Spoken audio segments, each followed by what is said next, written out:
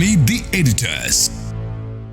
ദില്ലിയിൽ നടന്ന യോഗത്തിനു ശേഷം തിരികെ കേരളത്തിലേക്ക് എത്തുമ്പോൾ ശശി തരൂർ ആദ്യം പറഞ്ഞ നിലപാട് മാറ്റൂ എന്നുള്ളതാണ് പ്രധാനപ്പെട്ട ചോദ്യം.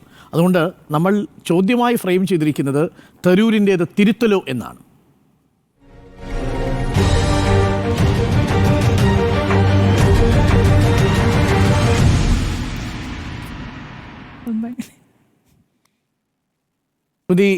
തിരുത്തലാണോ യഥാർത്ഥത്തിൽ തരൂർ ചെയ്തത്? ആദ്യം ഇന്ത്യൻ എക്സ്പ്രസ്സിന് ലേഖനം എഴുതുന്നു, അതിനുശേഷം പോഡ്കാസ്റ്റിൽ പറയുന്നു, അതിനു ശേഷം പിന്നീട് രാഹുൽ ഗാന്ധിയുമായുള്ള കൂടിക്കാഴ്ച, പിന്നീട് മുതിർന്ന നേതാക്കളുമായിട്ടുള്ള കൂടിക്കാഴ്ച, അതിനുശേഷം ഇപ്പോൾ ടൈംസിൽ വന്നിരിക്കുന്ന ലേഖനത്തെ പങ്കുവെച്ചുകൊണ്ടാണ് എക്സിൽ പറഞ്ഞിരിക്കുന്നത്. അതെ, ആദ്യം ഇന്ത്യൻ എക്സ്പ്രസ്സിൽ വന്ന ലേഖനം, ആ ലേഖനം അദ്ദേഹം അതിൽ ഉറച്ചു നിൽക്കുകയായിരുന്നു. ആദ്യഘട്ടത്തിൽ അത് ഉറച്ചു നിൽക്കുമ്പോഴും പറഞ്ഞിരുന്നത് അതിന് വിരുദ്ധമായ തെളിവുകൾ എൻ്റെ മുന്നിലേക്ക് എത്തുകയാണെങ്കിൽ ആ സമയത്ത് ഞാൻ നിലപാട് മാറ്റാം എന്നുള്ളതാണ്. ഇന്ന് ടൈംസ് ഓഫ് ഇന്ത്യയിൽ Kerala's real MSME story over 42,000 closures in 9 years as government claims growth എന്ന തലക്കെട്ടിൽ വന്നിരിക്കുന്ന ആദ്യ പേജിൽ വന്നിരിക്കുന്ന KP സാഗറിൻ്റെ വാർത്ത. ഈ വാർത്തയാണ് ഇന്ന് തരൂർ ഷെയർ ചെയ്തിരിക്കുന്നത്. അത് ഷെയർ ചെയ്തുകൊണ്ട് തരൂർ നടത്തിയിരിക്കുന്നത് തിരുത്തലാണ്. അതായത് സർക്കാരിൻ്റെ ഈ വാദങ്ങൾക്കപ്പുറമുള്ള കണക്കുകൾ ഇപ്പോൾ വന്നിരിക്കുന്നു, ഇതാണ് യഥാർത്ഥ കണക്ക്. അപ്പോഴും സർക്കാരിനെ വല്ലാതെ വിമർശിക്കുകയല്ല ചെയ്തിരുന്നത്. ഈ പറഞ്ഞതുപോലെ ഇവിടെ സംരംഭങ്ങൾ വരേണ്ടതുണ്ട് എന്നും MSME നന്നായി പ്രവർത്തിക്കേണ്ടതുണ്ട് എന്നും അദ്ദേഹം പറഞ്ഞുകൊണ്ട് പറയുന്നത് ഈ കണക്കുകൾ ശരിയല്ല, അതായത് ഊതിപ്പെരുപ്പിച്ച കണക്കാണ് എന്ന് തരൂർ തിരിച്ചറിയുന്നു എന്നുള്ളതാണ്. അങ്ങനെ ഒരു കണക്ക് അവതരിപ്പിക്കേണ്ടതിലേക്ക്, അല്ലെങ്കിൽ അങ്ങനെ ഒരു വാർത്ത ഷെയർ ചെയ്യേണ്ടതിലേക്ക് തരൂർ എത്തിയിരിക്കുന്നു എന്നുള്ളതാണ്. ഡൽഹിയിൽ നടന്ന യോഗം അത് പ്രധാനപ്പെട്ട യോഗം തന്നെയാണ്. അവിടെ എല്ലാവരും ഒരുമിച്ച് പോകേണ്ടതുണ്ട് എന്നും വ്യത്യസ്ത അഭിപ്രായങ്ങൾ ആരിൽ നിന്നുണ്ടാവുകയാണെങ്കിലും ഹൈക്കമാൻഡ് കണ്ണുകൾ നിങ്ങൾക്ക് മേലുണ്ട് എന്നാണ് KC വേണുഗോപാൽ അന്ന് പ്രതികരിച്ചത്. ദീപാദാസ് മുൻഷിയാണല്ലോ ആദ്യം പ്രതികരിച്ചത്. പ്രതികരിക്കുന്ന ഘട്ടത്തിൽ തൊട്ടടുത്ത് തന്നെ തരൂർ ഉണ്ടായിരുന്നു. അപ്പോൾ വ്യത്യസ്ത ശബ്ദങ്ങളില്ല, ഇനി ഒരുമിച്ച് നിൽക്കാൻ പോകുന്നു നേതാക്കൾ എന്ന് പറയുന്നു. അവിടെ നമ്മൾ VD സതീശനും രമേശ് ചെന്നിത്തലയും K സുധാകരനും ഒക്കെ കൈ കൊടുത്ത് ചിരിച്ചു നിൽക്കുന്ന ദൃശ്യങ്ങൾ ആവർത്തിച്ചു കാണുന്നു. അപ്പോൾ അങ്ങനെ ഒരു ഐക്യത്തിൻ്റെ ആവശ്യകതയിലേക്ക് നേതാക്കൾ എത്തിയിരിക്കുന്നു. അതിൻ്റെ സമയം വൈകിക്കഴിഞ്ഞിരിക്കുന്നു എന്നുള്ള മുന്നറിയിപ്പ് ഹൈക്കമാൻഡ് നൽകിയിരിക്കുന്നു. അതുകൊണ്ടാണ് അതിനുശേഷം രാഹുലിൻ്റെ പ്രതികരണവും വന്നിരിക്കുന്നത്. നമ്മൾ കണക്കുകൾ നോക്കുകയാണെങ്കിൽ കഴിഞ്ഞ 9 വർഷത്തിൽ പൂട്ടിപ്പോയ MSMEകളുടെ കണക്കാണല്ലോ പുറത്തിറങ്ങിയിരിക്കുന്നത്. ഇത് സർക്കാരിന് നിഷേധിക്കാൻ പറ്റില്ല. കാരണം സർക്കാർ ഇത് സഭയിൽ വന്നിരിക്കുന്ന ചോദ്യത്തിന് ഉത്തരമായി നൽകിയ കണക്ക് തന്നെയാണ്. NA നെല്ലിക്കുന്നിൻ്റെ ചോദ്യത്തിന് ഉത്തരമായി ഈ ഫെബ്രുവരി 10 നിയമസഭയിൽ വന്നിരിക്കുന്ന ഉത്തരമാണ് ഇതിൽ കൃത്യമായി കൊടുത്തിരിക്കുന്നത്. അതിൽ 42,179 MSMEകൾ പൂട്ടിപ്പോയിരിക്കുന്നു എന്ന് പറയുമ്പോൾ 1,37,064 പേർക്ക് അതുവഴി തൊഴിൽ നഷ്ടപ്പെട്ടിരിക്കുന്നു എന്നും കൂടി പറയുന്നുണ്ട്. ആ കണക്ക് ഇനി ഈ തൊഴിൽ നഷ്ടപ്പെട്ടവർക്ക് വീണ്ടും തൊഴിൽ ലഭിച്ചോ എന്നുള്ള കണക്ക് വ്യക്തമല്ല എന്നുകൂടി വിശദീകരിക്കുന്നുണ്ട്. അതും ഇതിൽ കൃത്യമായി പറയുന്നുണ്ട്. അങ്ങനെ നോക്കുമ്പോൾ ഓരോ ജില്ലയുടെയും കണക്ക് പോലും അതിൽ കൃത്യമായി പറയുന്നു. ഏറ്റവും വലിയ അടച്ചുപൂട്ടൽ നടന്നിരിക്കുന്നത് തൃശ്ശൂരിലാണ്. അത് 7,962, എറണാകുളത്തത് 6,560, തിരുവനന്തപുരത്ത് 6,309, ആലപ്പുഴയിൽ വളരെ കുറവാണ് 89, കോട്ടയത്തും കുറവാണ് 524, ഇടുക്കിയിൽ അത് 608, പത്തനംതിട്ടയിൽ 978. ഇങ്ങനെ വിവിധ ജില്ലകളിൽ പൂട്ടിപ്പോയ MSMEകളുടെ കണക്ക് കൂടി പറയുകയാണ്. നമുക്ക് 2 മിനിറ്റ് കൊണ്ട് ഒരു MSME തുടങ്ങാം എന്ന് പറയുന്ന സർക്കാർ 2 മിനിറ്റ് കൊണ്ട് തുടങ്ങിയിരിക്കുന്ന സംരംഭം അത് മുന്നോട്ട് പോകുന്നുണ്ടോ, അത് കൃത്യമായി പ്രവർത്തിക്കുന്നുണ്ടോ എന്ന പരിശോധന കൂടി നടത്തേണ്ടതുണ്ട്. അതിലേക്ക് വന്നിരിക്കുന്ന കണക്കുകൾ നോക്കുമ്പോൾ ആ കണക്കുകൾ നിലനിൽക്കുന്ന കണക്കാണോ നോക്കണമല്ലോ. ഇതിപ്പോൾ 9 വർഷത്തെ കണക്കാണ് എന്ന് പറയുമ്പോഴും ഈ പറയുന്ന 3 വർഷത്തെ പെരുപ്പിച്ച കണക്ക് അതൊരു പെരുപ്പിച്ച കണക്കായി തന്നെ കാണും. പെരുപ്പിച്ച കണക്ക് എന്നതിനപ്പുറം അതൊരു വലിയ കണക്കാണോ എന്നൊരു ചോദ്യം വരുന്നുണ്ട്. കാരണം മറ്റു സംസ്ഥാനങ്ങളുമായി താരതമ്യം ചെയ്യുമ്പോൾ ഇപ്പോൾ ഈ കേന്ദ്ര സർക്കാരിൻ്റെ പദ്ധതി ഉദ്യം രജിസ്ട്രേഷനിൽ കൂടി രജിസ്റ്റർ ചെയ്യപ്പെട്ട കണക്കുകൾ കൂടിയുണ്ട്. അങ്ങനെ നോക്കുമ്പോൾ രാജ്യത്ത് 8 ലക്ഷത്തിൽ അപ്പുറം രജിസ്റ്റർ ചെയ്തിട്ടുണ്ട് MSMEകൾ. അങ്ങനെ നോക്കുമ്പോൾ മറ്റ് സംസ്ഥാനങ്ങളെ നോക്കുമ്പോൾ അതിലും വലുതാണ്. കർണാടകയിൽ 19 ലക്ഷത്തിലധികമുണ്ട്, തമിഴ്നാട്ടിൽ 32 ലക്ഷത്തിലധികമുണ്ട്. അപ്പോൾ അങ്ങനെ താരതമ്യം ചെയ്യുമ്പോൾ കേരളത്തിൻ്റെ വലിയ കണക്കാണോ? അപ്പോൾ കേരളം ആഗോള തലത്തിൽ തന്നെ വല്ലാതെ മുന്നിട്ട് നിൽക്കുന്നു എന്നൊരു വലിയ പെരുപ്പിച്ച കണക്ക് പറയുമ്പോൾ അപ്പുറത്ത് പൂട്ടിപ്പോയതിൻ്റെ കണക്കും പറയണം. ഇതിലെന്താണ് ഇപ്പോൾ ഉണ്ടായിരിക്കുന്നത്? ഈസ് ഓഫ് ഡൂയിങ് ബിസിനസിൻ്റെ കാര്യം പറയുന്നുണ്ടല്ലോ, ശരിയാണ്. ഈ പറയുന്ന എന്താ പറയുക റെഡ് ടേപ്പിൻ്റെ പ്രശ്നങ്ങൾ അല്ലെങ്കിൽ സാങ്കേതികമായ ഒരു സംരംഭം തുടങ്ങാനുള്ള സാങ്കേതിക തടസ്സങ്ങളെല്ലാം കുറച്ചിട്ടുണ്ട്, സത്യമാണ്. അത് കുറച്ച് വേഗത്തിലാകുന്നുണ്ട്. പക്ഷേ ആ സംരംഭത്തിലേക്ക് എത്തിക്കഴിഞ്ഞാൽ അയാൾക്ക് ആ സംരംഭവുമായി മുന്നോട്ട് പോകാനുള്ള ഒരു സാഹചര്യം കേരളത്തിൽ ഉടലെടുത്തിട്ടുണ്ടോ ഇല്ല എന്ന് ഒരുപാട് തെളിവുകളുണ്ട്. നമ്മളൊരു സംരംഭകൻ്റെ മുഖത്തടിച്ച കേസിൽ കോടതിയുടെ മുഖത്താണ് അടിയേറ്റതെന്ന് കോടതി പറഞ്ഞ ഓർമ്മയുണ്ടല്ലോ. അത് അധികം വർഷമായിട്ടില്ല. അതിനു മുമ്പ് നടന്ന കാര്യങ്ങൾ 2019 പോട്ടെ, അതൊരു ആത്മഹത്യ, അത് 2019 കഴിഞ്ഞു എന്ന് വിചാരിക്കാം. പക്ഷേ അതിനുശേഷം നടന്ന സംഭവങ്ങളുണ്ട്. ഇപ്പോൾ കഴിഞ്ഞ ദിവസം പോലും ഒരു വ്യവസായം തുടങ്ങി, വ്യവസായമല്ല, ഇഷ്ടിക ഇഷ്ടിക നിർമ്മാണ, ഇഷ്ടികക്കളം തുടങ്ങിയ ഒരു വനിതയ്ക്ക് അതുമായി മുന്നോട്ട് പോകാൻ പറ്റാതെ അവിടെ സമരം നടത്തി. സമരമല്ല, ഭീഷണി സമരമാണ്. അത് പൂട്ടിപ്പോയ കഥ ഈ കഴിഞ്ഞ ദിവസം വന്ന വാർത്ത, മിനിഞ്ഞാന്ന് വന്ന വാർത്തയാണ്. അപ്പോൾ അതാണ് നമ്മുടെ കേരളത്തിലെ സാഹചര്യം. ഇതാണ്. നമ്മൾ ഇതൊന്നും മറച്ചു വെച്ചിട്ട് കാര്യമല്ല. ഇത് ഒരു അതിനോടുള്ള ഒരു സമീപനത്തിൻ്റെ പ്രശ്നമാണ്. സർക്കാരിൻ്റെ സമീപനം മാറിയിരിക്കുന്നു എന്നുള്ള കാര്യം വ്യക്തമാണ്. സർക്കാരിൻ്റെ സമീപനം മാറുമ്പോൾ തന്നെ സർക്കാരുമായി ബന്ധപ്പെട്ട് നിൽക്കുന്ന രാഷ്ട്രീയ പാർട്ടികളും തൊഴിലാളി സംഘടനയും ആ നിലപാടിലേക്ക് എത്തുന്നുണ്ടോ, ഇവിടെ അങ്ങനെ മുന്നോട്ട് പോകാൻ പറ്റുന്ന ഒരു സാഹചര്യം ഒരുക്കുന്നുണ്ടോ എന്നുള്ളതാണ് ഏറ്റവും പ്രധാനം. അങ്ങനെ സാഹചര്യം പൂർണ്ണമായും ഒരുങ്ങിയിട്ടില്ല, ഒരുങ്ങേണ്ടതുണ്ട്. അതാണ് തരൂർ പറയുന്നത്. ഒരുങ്ങേണ്ടതുണ്ട്, നല്ല കാര്യം, അതിലേക്ക് ഒരുങ്ങേണ്ടതുണ്ട്. പക്ഷേ ഈ കണക്കുകൾ പൂർണ്ണമായും ശരിയല്ല എന്ന് വ്യക്തമാക്കുന്നതാണ് നമ്മുടെ മുന്നിലെ ഈ പൂട്ടിപ്പോയ കണക്കുകൾ എന്നുള്ളതാണ് എനിക്ക് പറയാനുള്ളത്. അപ്പോൾ അതിലേക്ക് വരുമ്പോൾ തരൂരിന് അങ്ങനെ പറയാനുള്ള ഒരു സാഹചര്യം ഏതായാലും തരൂരിന് ഒരു ഭാഗ്യമായി ഈ കണക്ക് വന്നിരിക്കുന്നു എന്നുള്ളതാണ് എനിക്ക് തോന്നുന്നത്. 10/2/2025 എന്നെ നെല്ലിക്കുന്ന് സഭയിൽ ചോദിച്ച ചോദ്യത്തിന് പി രാജീവ് വളരെ ഡീറ്റെയിൽ ആയിട്ട് നൽകിയ കണക്കിൽ നിന്നാണ് ഇപ്പോൾ പുറത്തു വന്നിരിക്കുന്ന ഡാറ്റയുള്ളത്. പക്ഷേ അത് അന്ന് തന്നെ നിയമസഭയിൽ വന്നതാണ്. എന്നിട്ട് ആരും പറഞ്ഞില്ലല്ലോ. നിയമസഭയിൽ വന്നതല്ലേ? നിയമസഭയിൽ വന്നു എന്ന് പറഞ്ഞിട്ട് നിയമസഭയിൽ വരുന്ന കണക്കുകളിൽ വെച്ച് കൃത്യമായി വാർത്ത റിപ്പോർട്ട് ചെയ്യുന്ന ആരുണ്ട്? ഇപ്പോൾ സർക്കാർ പറയുന്ന പെരുപ്പിച്ച കണക്കുകൾ മാത്രം കൊടുത്തുകൊണ്ട് അവർക്ക് വരുന്ന റിലീസ് എടുത്ത് വാർത്ത കൊടുക്കുക മാത്രം ചെയ്യുന്ന സംവിധാനമല്ല ഇവിടെ നിൽക്കുന്നത്. അല്ലാത്ത കണക്കുകൾ കൂടി വരുമ്പോൾ അത് വാർത്തയല്ലേ? പുതുതായിട്ട് എന്താ ഉള്ളത്? പുതുതായിട്ടല്ലേ ഈ വാർത്ത നിങ്ങൾ ആരെങ്കിലും വായിച്ചിരുന്നോ? സഭയിൽ വന്ന പൂട്ടിപ്പോയ കണക്കുകൾ ഡോക്ടർ അരുൺ നോക്കൂ. ഈ കണക്കുകൾ മാത്രമല്ല, ഇനി വേറെ ഒരു കണക്കുണ്ട്. അത് പീയൂഷ് ഗോയൽ കൊടുത്ത കണക്കാണ്. ലോക്സഭയിൽ കൊടുത്തിരിക്കുന്ന കണക്കുണ്ട്. ആ ലോക്സഭയിൽ കൊടുത്തിരിക്കുന്ന കണക്കെന്താ? ഞാനത് പറയാം. കോൺഗ്രസ് തിരുത്തി എന്നാണ് എൻ്റെ പക്ഷം. അഥവാ തരൂരിനെ കൊണ്ട് തിരുത്തിപ്പിച്ചു എന്നതാണ് എൻ്റെ വാദം. കാരണം ഇന്ന് തരൂർ പങ്കുവച്ചിരിക്കുന്ന ടൈംസ് ഓഫ് ഇന്ത്യയിൽ വന്ന വാർത്തയിൽ പുതുതായി ഒന്നുമില്ല എന്നാണ് എൻ്റെ ടേക്ക്. ഇത് കഴിഞ്ഞ ഫെബ്രുവരി മാസം 10-ാം തീയതി 10/2/2025 എന്നെ നെല്ലിക്കുന്ന് ചോദിച്ച ചോദ്യമുണ്ട്.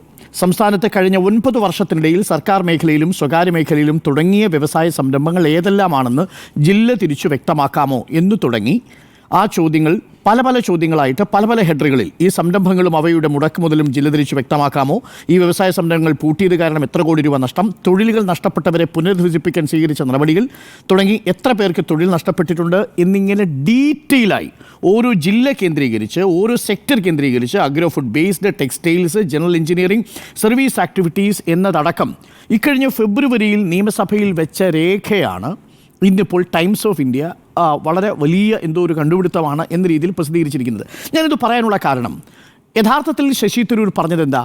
ഗ്ലോബൽ റാങ്കിങ്ങിൻ്റെ കാര്യത്തിൽ, ഇൻഡെക്സിൻ്റെ കാര്യത്തിൽ കേരളം മുൻപന്തിയിലായതിനെ പ്രകീർത്തിച്ചുകൊണ്ടാണ് ശശി തരൂർ ലേഖനം എഴുതുന്നത്.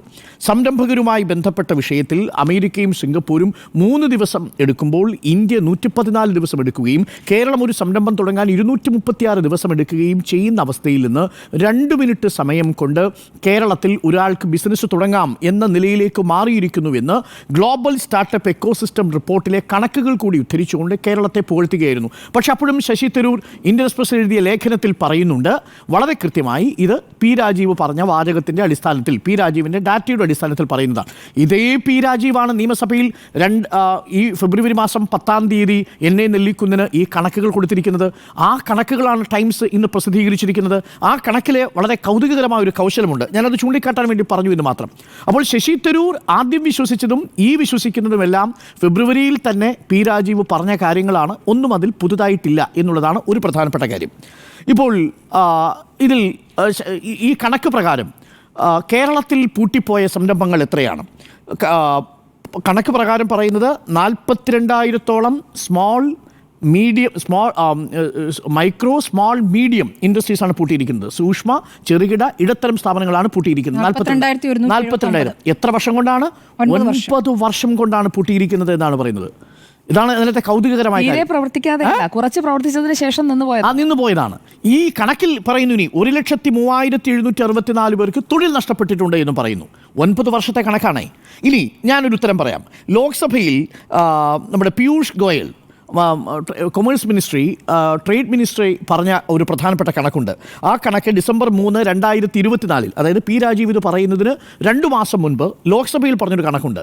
1/7/2020 മുതൽ 15/11/2024 വരെ പൂട്ടിപ്പോയ ഇതേപോലെയുള്ള ഈ കേരളത്തിലെയും മറ്റ് സംസ്ഥാനങ്ങളെയും താരതമ്യം കണക്കുണ്ട്. കേരളത്തിൽ എത്രയാണ് കണക്കെന്നറിയാമോ? ലോക്സഭയിൽ പറഞ്ഞിരിക്കുന്ന കണക്ക് 1753 അവസാനത്തെ 4 വർഷം പൂട്ടിപ്പോയ കണക്ക്. എപ്പോൾ നമുക്ക് റാങ്കിങ് കിട്ടിയതിന് ശേഷം, അതായത് ഈസ് ഓഫ് ഡൂയിങ് ബിസിനസ് എന്ന പേരിൽ പി രാജീവ് പറയുകയും ബ്രാപ്പാണ്, അതാണ് ബിസിനസ് റിഫോം ആക്ഷൻ പ്ലാൻ. ആ ബിസിനസ് റിഫോം ആക്ഷൻ പ്ലാനാണ് ഈസ് ഓഫ് ഡൂയിങ് എന്ന പേരിൽ അറിയപ്പെടുന്നത്. അതാണ് 2021 ശേഷം നമുക്ക് ബിസിനസ് റിഫോം ആക്ഷൻ പ്ലാൻ മാത്രമേ ഉള്ളൂ. അത് കൊടുക്കുന്നത് ആരാ? Department for industry, department for promotion of ഇൻഡസ്ട്രിയാണ് കൊടുക്കുന്നത്. അപ്പോൾ DPIIT കൊടുക്കുന്ന ബ്രാപ്പ് റാങ്കിങ് വന്നതിനു ശേഷം കേരളത്തിൽ എത്ര സ്ഥാപനങ്ങൾ അടച്ചുപൂട്ടി? പീയൂഷ് ഗോയൽ കേന്ദ്രമന്ത്രി ലോക്സഭയിൽ കൊടുക്കുന്ന കണക്ക്, കേരളത്തിൽ പൂട്ടിപ്പോയത് 1753 MSME. അതിൽ 1747 മൈക്രോ സ്ഥാപനങ്ങൾ, 5 സ്മോൾ, 1 മീഡിയം. ഇതാണ് കണക്ക്, ലോക്സഭയിൽ കൊടുത്തിരിക്കുന്ന കണക്കാണ്. അപ്പോൾ പീയൂഷ് ഗോയൽ പറയുന്നു കേരളത്തിൽ കഴിഞ്ഞ അവസാനത്തെ 4 വർഷം 1753 സ്ഥാപനങ്ങളെ പൂട്ടിയിട്ടുള്ളൂ. കോവിഡ് കാലമുണ്ട്. കോവിഡ് കാലം അതിന് ശേഷമാണ് പൂട്ടുന്നത്. അതാണ് 2020 മുതലുള്ള കണക്കാണ് ഈ പറയുന്നത്. ഇനി മഹാരാഷ്ട്രയിൽ ഇതേ കാലയളവിൽ പൂട്ടിയത് എത്രയാണെന്നറിയാമോ? 15,220 സ്ഥാപനങ്ങളാണ്. തമിഴ്നാട്ടിൽ പൂട്ടിയത് എത്രയാണെന്നറിയാമോ? ഈ കാലയളവിൽ 7,894. ഗുജറാത്തിൽ പൂട്ടിയത് 4,994. ഉത്തർപ്രദേശിൽ പൂട്ടിയത് 3,769. ഈ കാലയളവിലാണ്. ഈ കാലയളവിൽ കേരളത്തിൽ പൂട്ടിയിരിക്കുന്നത് എത്രയാ? 1,753. അതായത് ബ്രാപ്പ് റാങ്കിങ് വന്നതിനു ശേഷം കേരളത്തിൽ കഴിഞ്ഞ 4 വർഷമായി ഈ MSMEകളുടെ കാര്യത്തിൽ അടച്ചുപൂട്ടൽ ഭീഷണി നേരിട്ടത് കേവലം 1,753 സ്ഥാപനങ്ങൾക്കാണെന്ന് പറയുന്നത് കേന്ദ്രമന്ത്രിയാണ്. ലോക്സഭയിൽ കൊടുത്തിരിക്കുന്ന ചോദ്യത്തിന് മറുപടിയായിട്ടാണ് പീയൂഷ് ഗോയൽ ഇത് പറയുന്നത്. ഇതിനു ശേഷമാണ് നമ്മളുടെ വ്യവസായ വകുപ്പ് മന്ത്രി പി രാജീവ് നിയമസഭയിൽ എന്നെ നെല്ലിക്കുന്ന് ചോദിച്ച ചോദ്യത്തിന് കൃത്യമായി ഓരോ ജില്ലയിലും എത്ര മൈക്രോ സ്ഥാപനങ്ങൾ, എത്ര സ്മോൾ സ്കെയിൽ സ്ഥാപനങ്ങൾ, എത്ര മീഡിയം സ്ഥാപനങ്ങൾ അടച്ചുപൂട്ടിയിട്ടുണ്ട് എന്നതിൻ്റെ കൃത്യമായ കണക്ക് പറയുന്നത്. ഈ 2 കണക്കും പബ്ലിക് ഡൊമൈനിലുണ്ട്. അപ്പോൾ ശശി തരൂർ ഈ ഗ്ലോബൽ ബിസിനസ് റിഫോമിൻ്റെ ഭാഗമായിട്ടുള്ള എക്കോസിസ്റ്റത്തിൻ്റെ ഭാഗമായിട്ടുള്ള റാങ്കിങ് കാണുകയും ഈ പീയൂഷ് ഗോയൽ തന്നെ പറഞ്ഞിരിക്കുന്ന കാര്യമാണ്. ലോക്സഭാ MP ആണ് പീയൂഷ് ഗോയൽ, നമ്മളുടെ ശശി തരൂർ. അപ്പോൾ പീയൂഷ് ഗോയലിൻ്റെ ഈ കണക്ക് എന്തുകൊണ്ടാണ് ശശി തരൂർ കാണാതെ പോയെന്നൊരു ചോദ്യമുണ്ട്. അപ്പോൾ ശശി തരൂരിനെ സംബന്ധിച്ച് ഡൽഹിയിൽ നടന്ന ഈ ഉന്നത സമിതിയുടെ അല്ലെങ്കിൽ കേരളത്തിൽ നിന്നുള്ള മുതിർന്ന കോൺഗ്രസ് നേതാക്കളുടെ യോഗത്തിനു ശേഷം ഒരു തിരുത്തൽ വേണം എന്ന് വളരെ കൃത്യമായി ശശി തരൂരിനോട് പറഞ്ഞിട്ടുണ്ട്. ശശി തരൂർ ആ മീറ്റിങ്ങിന് പോകുന്നതിന് മുമ്പ് PJ കുര്യനടക്കം നമുക്കിവിടെ നൽകിയ ബൈറ്റുണ്ട്. ആ ബൈറ്റിൽ പറയുന്നത് ഇംഗ്ലീഷ് ഭാഷ ഒഴുക്കോടെ സംസാരിക്കുന്നതല്ല ഒരു കോൺഗ്രസ് നേതാവാകാനുള്ള യോഗ്യത എന്ന് പറയുന്നുണ്ട്. രാഹുൽ ഗാന്ധിയുടെ മുന്നിൽ വളരെ കൃത്യമായി കാര്യങ്ങൾ അവതരിപ്പിച്ചിട്ടുമുണ്ട് ശശി തരൂർ. ആ സമയത്ത് ശശി തരൂരിന് കിട്ടിയിരിക്കുന്ന നിർദ്ദേശം, ഈ സമയത്ത് സർക്കാരിനെ പ്രകീർത്തിച്ചത് തെരഞ്ഞെടുപ്പിൽ വലിയ തിരിച്ചടി ഉണ്ടാവും. അതുകൊണ്ട് തന്നെ മുതിർന്ന കോൺഗ്രസ് നേതാവ് ശശി തരൂർ LDFൻ്റെ അംബാസഡറായി പ്രവർത്തിക്കാൻ പാടില്ല. അപ്പോൾ ശശി തരൂർ ആ പറഞ്ഞത് കോൺഗ്രസ് നേതാക്കളെ കുഴപ്പത്തിലാക്കിയെന്നും വലിയ അഭിപ്രായ വ്യത്യാസമുണ്ടെന്ന് തോന്നലുണ്ടാക്കിയെന്നും അത് സർക്കാരിനെ പുകഴ്ത്തലായി ചിത്രീകരിക്കപ്പെടുന്ന അവസ്ഥയുണ്ടായെന്നും അത് തിരുത്തണമെന്നും ആവശ്യപ്പെടുന്നു. അത് തിരുത്താൻ വേണ്ടി ശശി തരൂർ കണ്ടെത്തിയ ഒരു പീസ് ഓഫ് ജേർണലിസമാണ് യഥാർത്ഥത്തിൽ ഇന്ന് വന്നിരിക്കുന്ന ടൈംസ് ഓഫ് ഇതിൽ. പക്ഷേ ഞാൻ ഒരു കാര്യം ചോദിക്കട്ടെ, ഇതിപ്പോൾ ഇത്രയും നേരമായല്ലോ, ഇപ്പോൾ നേരത്തോടെ നേരമായി, രാവിലെയാണല്ലോ അദ്ദേഹം ഇത് ഷെയർ ചെയ്യുന്നത്.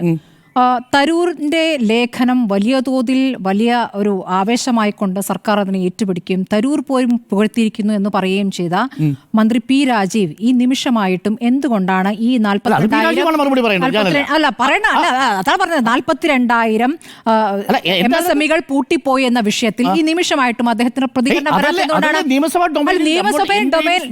ഒന്നാമത്തെ കാര്യം ഡോക്ടർ ഒരു കാര്യം മനസ്സിലാക്കേണ്ടത്, നിയമസഭയിൽ വരുന്ന രേഖകൾ പലപ്പോഴും വാർത്തയായി പുറത്തേക്ക് വരാറില്ല. അല്ല, പി രാജീവിന്റെ പരിമിതി എന്താണെന്ന് വെച്ചാൽ പി രാജീവ് ഈ നിമിഷം വരെ അതിനോട് പ്രതികരിക്കട്ടെ. പക്ഷേ എന്റെ ചോദ്യം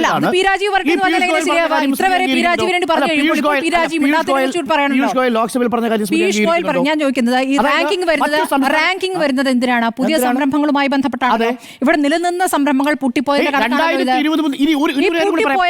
ഞാൻ തന്നെ കൊടുത്ത കണക്ക് എന്ന് എന്തുകൊണ്ടാണ് മന്ത്രി ഇപ്പോൾ വിശദീകരിക്കുന്നത്? വിശദീകരിക്കാത്തത്? 3 കൊല്ലത്തെ മേനി പറയുമ്പോൾ 9 കൊല്ലം കൊണ്ട് പൂട്ടിപ്പോയത് ഇത്രയാണെന്നും ഇപ്പോൾ ഇവിടെ നിലനിൽക്കുന്ന സ്ഥാപനങ്ങൾ അത് പൂർണ്ണ നല്ല അവസ്ഥയിൽ തന്നെയാണോ, ഈ 9 കൊല്ലത്തിനിടയിൽ പൂട്ടിപ്പോകാനിടയായ സാഹചര്യം എന്നുള്ളത് സർക്കാർ അതിന്റെ മറുപടി പറയേണ്ട സമയം നേരത്തോട് നേരമായിട്ടും വന്നിട്ടില്ല. അന്ന് തന്നെ സഭയിൽ പി രാജീവ് പറഞ്ഞൊരു കാര്യമുണ്ട്. ഇത് എങ്ങനെയാണ് സംഭവിക്കുക?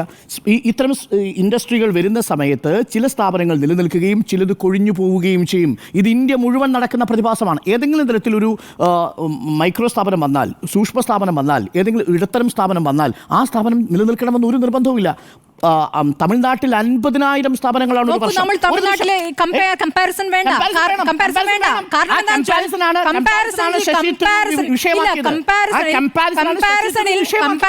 നമ്മൾ ഉയർന്നു നിൽക്കുന്നു എന്ന് മേനി പറയുമ്പോൾ അവിടെ പൂട്ടിപ്പോയതിന്റെ കണക്ക് പറയരുത്. പൂട്ടിപ്പറയുന്ന കണക്ക് മന്ത്രി പറയണം. മന്ത്രി പറഞ്ഞു എന്നാണ് ഞാൻ പറഞ്ഞത്. ഇത് ഏതെങ്കിലും തരത്തിൽ വിവാദമാവുന്ന എപ്പോഴാണ്? സർക്കാർ ഈ കണക്ക് പുറത്തു വിട്ടില്ല. സർക്കാർ കണക്ക് പുറത്തുവിടാതെ ചോദ്യം വരുമ്പോൾ ഉത്തരം പറയേണ്ടതാണ്. നിയമസഭയിൽ മന്ത്രി തന്നെ പറയുന്നു 42,000-ഓളം സ്ഥാപനങ്ങൾ കഴിഞ്ഞ 9 വർഷത്തിനിടയിൽ പൂട്ടിപ്പോവുകയും 1,03,700-ലേറെ പേർക്ക് തൊഴിൽ നഷ്ടപ്പെട്ടതായി സംശയിക്കുന്നു. പക്ഷേ ഇവർക്ക് പൂർണ്ണമായി നഷ്ടപ്പെട്ടു എന്ന് പറയാൻ കഴിയില്ല. കാര്യം ഇവരിൽ പലരും തന്നെ അടുത്ത സ്മോൾ സ്കെയിൽ ആ കണക്കിലേക്കാണ് വരേണ്ടത്. ഇനി ഉദ്യം പോർട്ടൽ രജിസ്റ്റർ ചെയ്തിരിക്കുന്ന സ്ഥാപനങ്ങൾ എല്ലാ സംസ്ഥാനങ്ങളുടെയും കണക്കെടുക്കുമ്പോൾ അവസാനത്തെ 4 വർഷം ക്ലോഷർ ചെയ്ത സംസ്ഥാനങ്ങളിൽ ഏറ്റവും കുറവ് രജിസ്റ്റർ ചെയ്ത കണക്കിന്റെ അനുപാതം നോക്കിയാൽ കുറവ് കേരളത്തിലാണ്. അപ്പോൾ ഈ കണക്കാണല്ലോ മുന്നിൽ ലോക്സഭയുടെ മുന്നിലുള്ളത്. ഇനി 9 വർഷത്തിനിടയിൽ പൂട്ടിപ്പോയ 42,000 സ്ഥാപനങ്ങൾ എന്ന് പറയുന്നു. മറ്റ് സംസ്ഥാനങ്ങളുടെ കണക്ക് കൂടി പറയുമ്പോഴല്ലേ അത് വ്യക്തമാവൂ. ഇതൊരു പുതിയ പ്രതിഭാസമല്ല. ഇതെല്ലാ കാലങ്ങളിലും ഈ സ്മോൾ സ്കെയിൽ ഇൻഡസ്ട്രി ആണെങ്കിലും മീഡിയം സ്കെയിൽ ഇൻഡസ്ട്രി ആണെങ്കിലും തുടങ്ങുമ്പോൾ ഒരു നിശ്ചിത ശതമാനം അതിൽ നിന്ന് കൊഴിഞ്ഞു പോകും. 9 വർഷത്തെ കണക്കാണ്. അവിടെയാണ് ഒരു വർഷം 1,50,000 കോടി ഇൻവെസ്റ്റ്മെന്റ് വരുന്നു എന്ന കണക്ക് വരുന്നതും കഴിഞ്ഞ 3 വർഷം കൊണ്ട് 3 ലക്ഷത്തിലധികം പുതിയ സംരംഭങ്ങൾ വന്നു എന്ന് പറയുകയും ചെയ്തത് അവിടെയാണ്. അപ്പോൾ എൻ്റെ സംശയം ഇതാണ്, ശശി തരൂർ യഥാർത്ഥത്തിൽ ഇന്ത്യൻ എക്സ്പ്രസിന്റെ ലേഖനം എഴുതുമ്പോൾ പബ്ലിക് ഡൊമൈനിൽ ഉണ്ടായിരുന്ന ഡാറ്റയാണ് നിയമസഭയിൽ ഉണ്ടായിരുന്ന പി രാജീവിന്റെ മറുപടിയും പീയൂഷ് ഗോയൽ ലോക്സഭയിൽ കൊടുത്തിരിക്കുന്ന മറുപടിയും. അതിൽ നിന്ന് വ്യത്യസ്തമായി എന്താണ് ഈ ലേഖനത്തിലുള്ളതെന്നാണ് എനിക്ക് മനസ്സിലാവാത്തത്. ഡൊമൈനിലുണ്ട് എന്ന് പറഞ്ഞാൽ സഭയിലെ ചോദ്യം, അതിനുള്ള ഉത്തരം, അത് ശരി, അത് വാർത്തയായി ഇതുവരെ പുറത്തേക്ക് വന്നിട്ടില്ല. ആ വാർത്തയും ഈ പറയുന്ന ഓരോ ജില്ലയിലെയും കണക്ക് വെച്ചിട്ട് ഞാൻ പറയുന്നത് ഈ വാർത്ത കേരളം ഇപ്പോൾ വായിക്കുന്ന എപ്പോഴാണ്, ഈ വാർത്ത വന്നപ്പോഴാണ്. ശശി തരൂർ MP ആ കണക്ക് കൂട്ടാൻ തന്നിട്ടില്ല. ഓരോ ജില്ലകളുടെയും കണക്കാണല്ലോ. ഈ കണക്ക് കൂട്ടുമ്പോഴാണ് ഈ 42,000-ലേക്ക് എത്തുന്നത്. ആ കണക്ക് കൂട്ടാൻ ശശി തരൂർ നിന്നിട്ടില്ല. ശശി തരൂർ ആദ്യം എന്താ ചെയ്തത്? മന്ത്രി പി രാജീവ് പറഞ്ഞ കണക്കെടുത്തിട്ട് അതേപടി ഫേസ്ബുക്കിൽ പീയൂഷ് ഗോയൽ പറഞ്ഞ കണക്കോ അത് ശശി തരൂർ കാണാതെ പോയതാണോ? പീയൂഷ് ഗോയലിന്റെ കണക്ക് എന്താണ്? ഇവിടെ വാർത്തയായിരുന്നു. അതല്ലേ പീയൂഷ് ഗോയൽ വാർത്തയാക്കി വേണോ ശശി തരൂർ അറിയാൻ? ശശി തരൂർ ലോക്സഭയിലെ MP അല്ലേ? ആ ലോക്സഭാ MPക്ക് കൊടുത്തിരിക്കുന്ന മറുപടിയല്ലേ പീയൂഷ് ഗോയൽ എന്ന മന്ത്രി ലോക്സഭാ MPക്ക് കൊടുത്ത മറുപടി ലോക്സഭാ MP ആയ ശശി തരൂർ ഒരു പത്രസ്ഥാപനത്തിലൂടെ വേണമോ അറിയാൻ? അത് കൃത്യമായ ഡാറ്റ ശശി തരൂരിന് മനസ്സിലാവില്ലേ? അപ്പോൾ എൻ്റെ ചോദ്യം ഇതാണ്, ശശി തരൂരിന് ആക്സസിബിളായ ഡാറ്റ ഇരിക്കുമ്പോൾ ടൈംസ് ഓഫ് ഇന്ത്യ അതേ ഡാറ്റ എടുത്ത് പ്രസിദ്ധീകരിക്കുമ്പോൾ അതിൽ തന്നെ ഈ കണക്കുകളിൽ വെച്ച് നമ്മൾ നോക്കിക്കഴിഞ്ഞാൽ അതിൽ അസ്വാഭാവികമായി ഒന്നുമില്ല എന്നിരിക്കെ അതിൽ ഇതാ ഷെയർ ചെയ്യുന്നു ഈ കണക്കുകൾ എന്ന് പറയുന്നത് ഇങ്ങനെയാണ് എന്നുള്ളത് ആശങ്കപ്പെടുത്തുന്നു എന്ന് പറയുന്നതിനകത്ത് പ്രശ്നമുണ്ട്. അതാണ് ഞാൻ പറഞ്ഞത്. ഇത് ശശി തരൂർ ആദ്യത്തെ നിലപാട് സ്വീകരിച്ചപ്പോൾ കോൺഗ്രസ് പാർട്ടിക്ക് നേരിട്ട ക്ഷീണത്തെ മറികടക്കാൻ ശശി തരൂരിനോട് ആ നിലപാട് തിരുത്താൻ ആവശ്യപ്പെട്ടു. നിലപാട് തിരുത്തുന്നതിൻ്റെ ഭാഗമായി അദ്ദേഹം ഇന്ന് വന്ന ലേഖനം ഷെയർ ചെയ്തുകൊണ്ട് ആശങ്ക പ്രകടിപ്പിക്കുന്നു. പക്ഷേ ആശങ്ക അസ്ഥാനത്താണ് എന്ന് കണക്കുകൾ നമ്മളോട് പറയുന്നു. കാരണം അവസാനത്തെ 4 വർഷം ബ്രാപ്പ് റാങ്കിംഗ് വന്നതിനു ശേഷം യൂട്ടിലിറ്റി മേഖലയിൽ, സിറ്റിസൺസുമായി ബന്ധപ്പെട്ട സർവീസിൻ്റെ മേഖലയിൽ കേരള സംസ്ഥാനത്തിൻ്റെ വ്യവസായ സൗഹൃദമാണ് എന്ന് തെളിയിക്കുന്ന 5 പ്രധാനപ്പെട്ട സബ് സെക്ടറുകളിൽ കേരളം ഒന്നാമതാണ്. അത് നിഷേധിച്ചിട്ടില്ലല്ലോ ശശി തരൂർ. ഈ പറയുന്ന ഗ്ലോബൽ റാങ്കിംഗ് ഇൻഡെക്സ് നിഷേധിച്ചിട്ടുണ്ടോ? ബ്രാപ്പിൽ കേരളത്തിന് കിട്ടിയ റാങ്കിംഗ് നിഷേധിച്ചിട്ടുണ്ടോ? ഈസ് ഓഫ് ഡൂയിങ് ബിസിനസ് ആ അർത്ഥത്തിൽ കേരളം ഒന്നാമതാണ് എന്ന നിലപാട് തെറ്റാണെന്ന് പറഞ്ഞിട്ടുണ്ടോ? ആന്ധ്രാപ്രദേശ് 2ാമതും ഗുജറാത്ത് 3ാമതുമാണ് എന്നുള്ളത് നിഷേധിച്ചിട്ടുണ്ടോ? നിഷേധിച്ചിട്ടില്ല. അപ്പോൾ പബ്ലിക് ഡൊമൈനിലുള്ള ഒരു കണക്ക് എന്തോ ഒന്ന് പുതുതായിട്ടാണ് എന്ന് പറഞ്ഞുകൊണ്ട് അവതരിപ്പിക്കാൻ ശ്രമിച്ചത് ഇതിൽ ഈ വിവാദത്തിൽ നിന്ന് തടിയൂരുക എന്നുള്ളത്. 2, നമ്മൾ മനസ്സിലാക്കുന്നത് പോലെ ലോക്സഭയിൽ ഒരു പ്രതിപക്ഷ ഉപസ്ഥാനം ഇങ്ങനെ തെളിഞ്ഞു വരുന്നുണ്ട്. അത് വളരെ കൃത്യമായി ഉറപ്പിക്കുക എന്നുള്ളതും ഐക്യം ഉറപ്പിച്ചേ നേതാക്കൾ ഈ തെരഞ്ഞെടുപ്പിനെ നേരിടാവൂ എന്നുള്ള ഹൈക്കമാൻഡിന്റെ ശാസന ശിരസാ വഹിച്ചു എന്നതിന്റെ തെളിവാണ്. ഇത് മാത്രമല്ല, റാങ്കിംഗ് എന്നുള്ളത് പുതിയ സംരംഭങ്ങൾക്കുള്ളതാണ്. ഇത് പൂട്ടിപ്പോയ കണക്കാണ്. ഈ പൂട്ടിപ്പോയ കണക്കിൽ മന്ത്രി ഇതുവരെയും ശശി തരൂർ അത് ഷെയർ ചെയ്തിട്ട് വേണ്ടിയിട്ടില്ല എന്നുള്ളതാണ്. മന്ത്രി പറഞ്ഞിട്ടില്ല എന്നുള്ളത് എനിക്ക് പറയാമല്ലോ. മന്ത്രി നേരത്തെ ശശി തരൂരിന്റെ ലേഖനത്തെ മന്ത്രി ഈ കണക്കിനോട് മിണ്ടണമെന്നേ. നമുക്ക് തന്നെ ബോധ്യമുള്ള ഒരു കാര്യം ഇനി മന്ത്രി പറഞ്ഞാലേ നമുക്ക് ബോധ്യമാവുന്നത്. നമ്മൾ ഈ കണക്ക് കണക്കുകൾ കാണുന്നത്? ബോധ്യമായ കണക്ക് ഞാൻ പറയാം. ബോധ്യമായ കണക്ക് നമുക്കിതുവരെ നഷ്ടപ്പെട്ടിരിക്കുന്നത് കഴിഞ്ഞ 9 വർഷമായി 42,000. തമിഴ്നാട്ടിൽ മാത്രം ഒരു വർഷം 50,000 സ്ഥാപനങ്ങൾ അടച്ചുപൂട്ടി പോകുമ്പോഴാണ് 9 വർഷം കൊണ്ട് കേരളത്തിൽ 42,000 എന്ന കണക്ക് പറയുന്നത്. അതിൽ തന്നെ കഴിഞ്ഞ 4 വർഷം ഈസ് ഓഫ് ഡൂയിങ് ബിസിനസ്സിൽ 1-ാം സ്ഥാനത്ത് വന്നതിനു ശേഷം ബ്രാപ്പ് റാങ്കിങ്ങിൽ കേരളം 5 പ്രധാനപ്പെട്ട ഉപവകുപ്പുകളിൽ 1-ാമതെത്തിയതിനു ശേഷം കേരളത്തിൽ ആകെ അടച്ചുപൂട്ടിയിരിക്കുന്നത് 1753 സ്ഥാപനങ്ങൾ മാത്രമാണ്. ഇത് മഹാരാഷ്ട്രയെ അപേക്ഷിച്ച്, തമിഴ്നാടിനെ അപേക്ഷിച്ച്, ഗുജറാത്തിനെ അപേക്ഷിച്ച്, എന്താണ് എനിക്ക് മനസ്സിലാവുന്നില്ല. ഡോക്ടർ അരുൺ പറയുന്ന ഈ കാര്യങ്ങൾ എന്താണ് മന്ത്രിക്ക് പറയാൻ പറ്റാത്തത്? അത് മന്ത്രിയല്ലേ പറയണത്, ഞാൻ പറയുന്നതല്ല. എനിക്ക് മന്ത്രി പറയുന്നില്ല എന്നാണ് ഞാൻ പറയുന്നത്. എന്റെ അഭിപ്രായം മന്ത്രി പറയട്ടെ. മന്ത്രി പറയുന്നില്ലല്ലോ, പറയുന്നില്ല. എന്റെ ചോദ്യമാണ്. അല്ല, ഇത് സ്മൃതിക്ക് ബോധ്യപ്പെട്ടല്ലോ. ഞാൻ ഈ പറഞ്ഞ കണക്ക് ബോധ്യപ്പെട്ടല്ലോ. ഈ കണക്കിന് പുതുമ എന്താണെന്ന് വെച്ചാൽ ഒറ്റ കാര്യമുള്ളൂ. പുകഴ്ത്തിയപ്പോൾ അത് ശശി തരൂർ ഷെയർ ചെയ്തപ്പോൾ, ശശി തരൂർ അതിന് പറഞ്ഞപ്പോൾ അത് വലിയ വാർത്തയാവുകയും അതിന്മേൽ പ്രതികരിക്കുകയും ചെയ്ത മന്ത്രി ഇപ്പോൾ ശശി തരൂർ പൂട്ടിപ്പോയ കണക്ക് പുറത്തേക്ക് പറയുമ്പോൾ മിണ്ടുന്നില്ല. മന്ത്രി പ്രതികരിക്കണം എന്നുള്ളതാണെങ്കിൽ മന്ത്രി പ്രതികരിക്കണം, അത് മന്ത്രി പ്രതികരിച്ചോട്ടെ. പക്ഷേ എന്റെ ചോദ്യം ഇതാണ്, അതിൽ എന്താണ് ഒരു പുതുമ? ശശി തരൂർ തിരുത്തി എന്ന് പറയുമ്പോൾ ഇത് കേരളത്തിന്റെ ന്യൂനതയായി എടുത്തു കാട്ടാൻ അതിൽ എന്താണുള്ളത്? അതും കേരളത്തിൽ പോസിറ്റീവായിട്ട് വരുന്നത്. അത് ഈ മറുപടിയുണ്ട്, പീയൂഷ് ഗോയലിന്റെ മറുപടിയിലുണ്ട്. പൂട്ടിപ്പോയ സ്ഥാപനങ്ങളിൽ പുറകിൽ നിൽക്കുന്ന സ്റ്റേറ്റുകളിൽ ഒന്ന് കേരളമാണ്. സ്ഥാപനങ്ങളുടെ കണക്കും എണ്ണവും വെച്ച് നോക്കിക്കഴിഞ്ഞാൽ അതാണ് ആ കണക്കായി നമ്മളോട് മുന്നോട്ട് വരുന്നത്. അപ്പോൾ എൻ്റെ ടേക്ക് ഇത്രയേ ഉള്ളൂ, ശശി തരൂർ തിരുത്തി എന്നാണ് ഞാൻ മനസ്സിലാക്കുന്നത്. പക്ഷേ തിരുത്തിപ്പിച്ചു എന്നതാണ് അതിൻ്റെ കൂടെയുള്ളൊരു വാചകം. ആ തിരുത്തിപ്പിക്കാതെ മുന്നോട്ട് പോകാൻ കഴിയില്ല. കാരണം ഇതവിടെ പബ്ലിക് ഡൊമൈനിൽ കിടക്കുന്നു. ഈ തെരഞ്ഞെടുപ്പിൽ ഇന്ന് എം വി ഗോവിന്ദൻ മാഷ് വളരെ സരസമായി പറഞ്ഞൊരു കാര്യമുണ്ട്. ഈ തെരഞ്ഞെടുപ്പിൽ പ്രതിപക്ഷത്തിരിക്കേണ്ടി വരും എന്ന് കോൺഗ്രസിന് ബോധ്യമുള്ള ഒന്ന് ശശി തരൂരിനാണ്, 2 മുല്ലപ്പള്ളിക്കാണ്. പക്ഷേ മുല്ലപ്പള്ളിക്ക് ഒരു നാക്കുപിഴയായിരുന്നു എന്നാണ് ഞാൻ മനസ്സിലാക്കുന്നത്. പിന്നെ കോൺഗ്രസിനാണ് എന്നാണ് പറഞ്ഞത്. അതിനുള്ളൊരു മറുപടി ശശി തരൂരിൻ്റെ ഭാഗത്തു നിന്ന് വരണമായിരുന്നു. ശശി തരൂരിന് ആ അർത്ഥത്തിൽ ഈ വിവാദത്തിൽ നിന്ന് തടിയൂരാനുള്ള ഒരു ശ്രമം എന്ന നിലയിലാണ് ഞാൻ ടൈംസ് ഓഫ് ഇന്ത്യയുടെ ഈ ആർട്ടിക്കിളിനെ കാണുന്നത്. അതിൽ പുതുതായിട്ടൊന്നും തന്നെ ഇല്ല എന്നതാണ് എൻ്റെ ടേക്ക്. ഇതിൻ്റെ തിരുത്തലോ എന്നാണ് ചോദ്യം. സുജയ, തരൂരിൻ്റെ തിരുത്തൽ എന്നതിനേക്കാൾ ഡോക്ടർ അരുൺ പറഞ്ഞ സ്റ്റേറ്റ്മെൻറ്റ് ഭാഗികമായി ശരിയാണ്. കാരണം ഒരു ഹൈ ഡോസ് ട്രീറ്റ്മെൻറ്റ് കിട്ടിക്കഴിഞ്ഞാൽ ആരും ഇതുപോലെയൊക്കെയുള്ള ഒരു പോസ്റ്റ് ഇട്ട് പോകും എന്നുള്ളത് വ്യക്തമാണ്. ഇവിടെ ശശി തരൂർ ചെയ്തിരിക്കുന്നതിനെ ഞാനൊരു ബാലൻസിങ് ആക്റ്റായിട്ടാണ് കാണുന്നത്. ഇടതുപക്ഷത്തെ അങ്ങനെ എടുത്ത് വിമർശിക്കാനൊന്നും തരൂർ എന്തായാലും ഈ എക്സ്പോസ്റ്ററിൽ ശ്രമിച്ചിട്ടില്ല. നന്നായി ഇംഗ്ലീഷ് അറിയാവുന്ന ശശി തരൂരിന് ഈ ടൈംസ് ഓഫ് ഇന്ത്യ രാവിലെ തന്നെ അദ്ദേഹം വായിച്ചിട്ടുണ്ടാകുമല്ലോ, അതിനെ ആസ്പദമാക്കിക്കൊണ്ട് സ്വന്തമായി എഴുതിയിടാൻ കഴിയാഞ്ഞിട്ടോ അറിയാഞ്ഞിട്ടോ അല്ല, വളരെ കെയർഫുൾ ആയിട്ടുള്ള വാചകങ്ങളാണ് ആ 2 കട്ടിങ്ങുകൾ 2 പേജുകളിലെ വന്ന ടൈംസ് ഓഫ് ഇന്ത്യയുടെ ഉൾപേജിലെ ആർട്ടിക്കിൾ 2-ാമത്തെ എക്സ്പോസ്റ്റ് ആയിട്ടുണ്ട്. 1-ാമത്തേത് ആദ്യവും നമ്മൾ കാണുന്നുണ്ട്. അതിൽ ഈ സംസ്ഥാന സർക്കാരിനെ പ്രശംസിച്ചതിൽ മലക്കം മറിഞ്ഞു എന്നൊക്കെ വേണമെങ്കിൽ നമുക്ക് ആലങ്കാരികമായി പറയാം. പക്ഷേ അതിനുമപ്പുറം ശശി തരൂർ എന്തെങ്കിലും ഒന്ന് പറയാൻ വേണ്ടി പറഞ്ഞതുപോലെയാണ് എനിക്ക് തോന്നിയത്. അതൊരു തിരുത്തൽ തന്നെയാണ്. കാരണം മുൻപെടുത്ത നിലപാടിൽ നിന്ന് അദ്ദേഹം തന്നെ എഴുതിയ ലേഖനമാണല്ലോ changing Kerala lumbering jumbo to a light tiger എന്ന് ഇന്ത്യൻ എക്സ്പ്രസിൽ അദ്ദേഹം എഴുതിയ ലേഖനമാണ്. അപ്പോൾ അത് പഠിച്ചിട്ടല്ലേ ശശി തരൂർ എഴുതിയത് എന്ന ഒരു ചോദ്യം സ്വാഭാവികമായും ഈ 2 പരാമർശങ്ങളും അല്ലെങ്കിൽ 2 പോസ്റ്റുകളും ലേഖനങ്ങളും ഒക്കെ വായിച്ച ആളുകൾക്ക് സ്വാഭാവികമായും തോന്നുന്ന ചോദ്യം അതാണ്. അന്നപ്പോൾ ആ ലേഖനം എഴുതുമ്പോൾ അതിൽ കാര്യങ്ങൾ പഠിച്ചിട്ട് പറയുന്ന ആളാണ് എന്ന് എപ്പോഴും സ്വയം അവകാശപ്പെടുന്ന ആളാണ്. ആരും അദ്ദേഹത്തിന് ചാർത്തിക്കൊടുത്ത പദവിയല്ല. അദ്ദേഹം തന്നെ കേരളത്തിൽ ഉണ്ടാക്കിയെടുത്ത അദ്ദേഹത്തിൻ്റെതായ ഒരു ഇമേജ് അതാണ്. കാര്യങ്ങൾ പഠിച്ചിട്ട് പറയുന്ന, വിദ്യാസമ്പന്നനായ, ഉയർന്ന പദവിയിൽ UN അടക്കം ഇരുന്ന വ്യക്തി എന്നുള്ള ഒരു പ്രതിച്ഛായ അദ്ദേഹത്തിനുണ്ട്. അപ്പോൾ ശശി തരൂർ നിർബന്ധിതമായതാണ് എന്നതാണ് ഞാൻ മനസ്സിലാക്കുന്നത്. കാരണം ഈ ഡൽഹി യോഗം നടക്കുന്നത് ഫെബ്രുവരി 28-നാണ്. മാത്രമല്ല ശശി തരൂർ ഈ പോസ്റ്റ് ഇട്ടതിന് ശേഷം എക്സിലെ ഈ പോസ്റ്റിൻ്റെയും അതുപോലെ തന്നെ രാഹുൽ ഗാന്ധിയുടെ ഫേസ്ബുക്കിലെ പോസ്റ്റും 2ൻ്റെ സമയം ഞാൻ നോക്കി.